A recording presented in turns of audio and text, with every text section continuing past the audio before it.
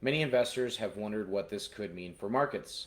One period offering perspective on this issue is President Trump's first term in office. Beginning in 2017, the administration eyed China as a target and, by 2018, began imposing tariffs across a range of products. The next couple of years saw back and forth trade discussions that eventually led to an agreement.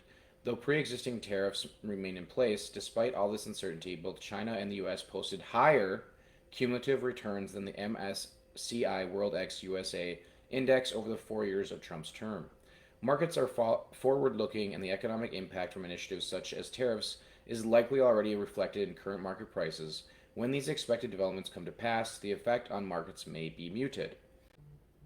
Good morning, everyone. It is Thursday, February 6th. Sorry for the delayed start for my weekly live retirement planning coffee talk. It's If you live in Thief River Falls, Minnesota, you know we got a lot of snow in the last few hours, so everything's gotten pushed back for me this morning due to having to move some snow, both for my wife's daycare as well as for me just to get here. So, with that in mind, I appreciate all of you for joining me today, either live or by watching or listening to the video or podcast at a later date.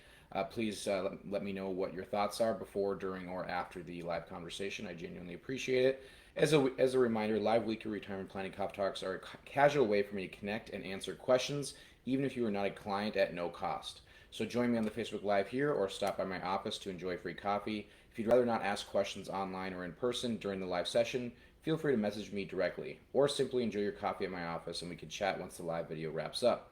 There's no pressure to work with me or become a client, whether you join in person or online. My mission is to provide my clients with the highest quality advice and service possible. To maintain this level of care, I limit my practice to 100 active clients at a time, as I have a fiduciary responsibility to each of them. While I cap the number of clients I work with, I'm dedicated to serving as many people as possible by sharing valuable information and answering your questions. That's why these coffee talks mean so much to me. I'm looking forward to some great conversations and hope you have a wonderful day either way. Please feel free to comment with questions anytime now, during the video. I'd much rather answer your questions than read through the articles that may or may not be relevant to you.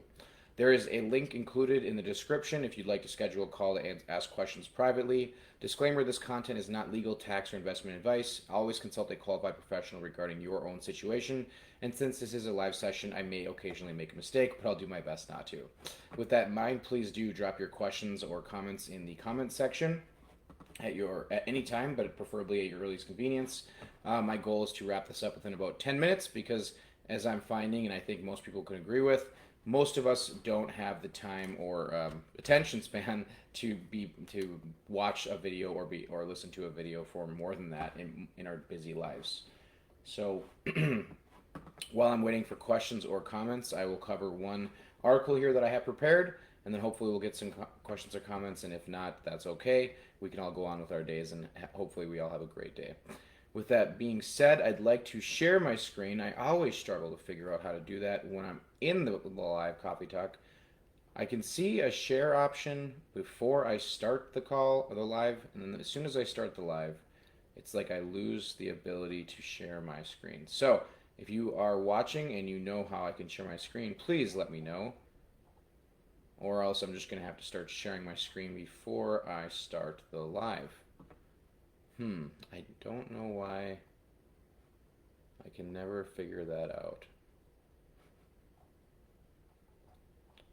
Well, I'm not going to bore you to death by watching me try to figure out how technology works. So I'm gonna read the article, and hopefully it is valuable even without being able to see it. I will include the link in the comment section if you'd like to check it out for yourself and see the visual that I would like to have been showing. The title of the article is Tariff Trepidation, and it's by Dimensional.com, written by Wes Krill, PhD, Senior Client Solutions Director and Vice President of Dimensional, and Kevin Green, PhD, Head of Investment Solutions Analytics and Vice President of Dimensional as well. So obviously, if you've been following the news at all, you know that Donald Trump has been threatening and implementing quite a few tariffs to try to level or accomplish his goals in the trade. I'm not going to try to pretend like I know all of what he's trying to do, but this article talks about the trepidation around tariffs and how they may impact the markets. One of the focal points following the presidential election is the potential for an increase in tariffs applied to goods produced outside the United States. Many investors, excuse me, many investors have wondered what this could mean for markets. One period offering perspective on this issue is President Trump's first term in office. Beginning in 2017, the administration eyed China as a target and, by 2018, began imposing tariffs across a range of products. The next couple of years saw back and forth trade discussions that eventually led to an agreement.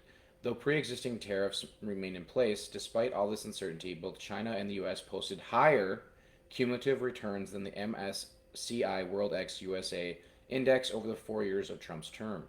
Markets are forward looking, and the economic impact from initiatives such as tariffs is likely already reflected in current market prices. When these expected developments come to pass, the effect on markets may be muted. So, the exhibit that's included in the article, and I'd encourage you to check out if you'd like to see it visually, is showing the growth of $1 during President Trump's first term from January 2017 to December 2020.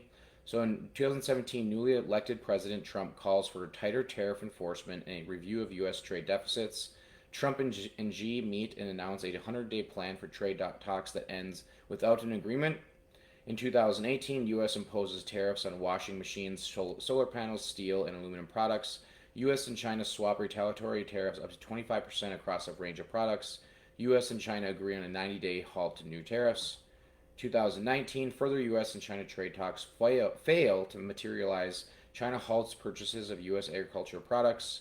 In 2020, Phase 1 trade agreement between U.S. and China is signed. Previously imposed tariffs largely remain in place.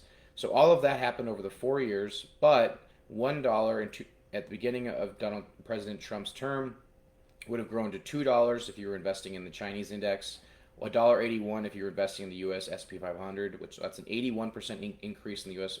SP 500, a 100% increase if you were investing in the Chinese index, and it would have $1 would have grown to $1.41 if you were investing in the developed, except for U.S. markets. So that's a 41% increase. So even though tariffs can cause trepidation and the news will try to scare you with them, keep in mind that the markets are forward-looking, and the last time President Trump was in office, all of the markets were going up anyways. So with that being said, hopefully that is valuable, and hopefully that calms your nerves a little bit. As I always say, and hopefully it's making an impact at this point, do not let short-term events and short-term news affect your long-term planning, unless it's a specific event to you in your life, okay?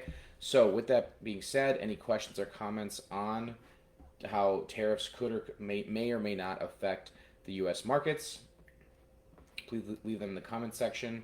And while you're doing that, I will put the article that I was just reading in the comment section as well, so you can check it out if you would like to.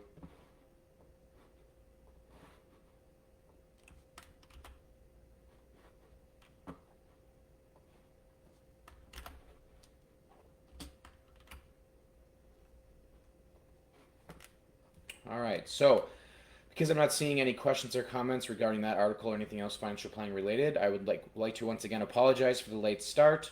I didn't send out an event this week because it's just been a crazy week, and I wasn't sure how much that really impacted everyone on if it's helpful to get an event invite or not. So if you like it when I create an event and send you an invite to join, please let me know. If you're indifferent, then I'll just kind of gauge the interactions both during and afterwards, and kind of determine from here how I can provide the most value. So please let me know what you think by commenting either on this live event or on the video and podcast that I will edit and post later. And let me know, or please help me provide more value to more people by sharing the podcast or video on your social media platforms or directly with a friend. And also, if you wouldn't mind clicking the like, follow, or subscribe, I would appreciate that as well. So with that being said, thanks again for your time. I hope you have a wonderful day and everyone stays safe in this interesting weather. Thanks. Bye.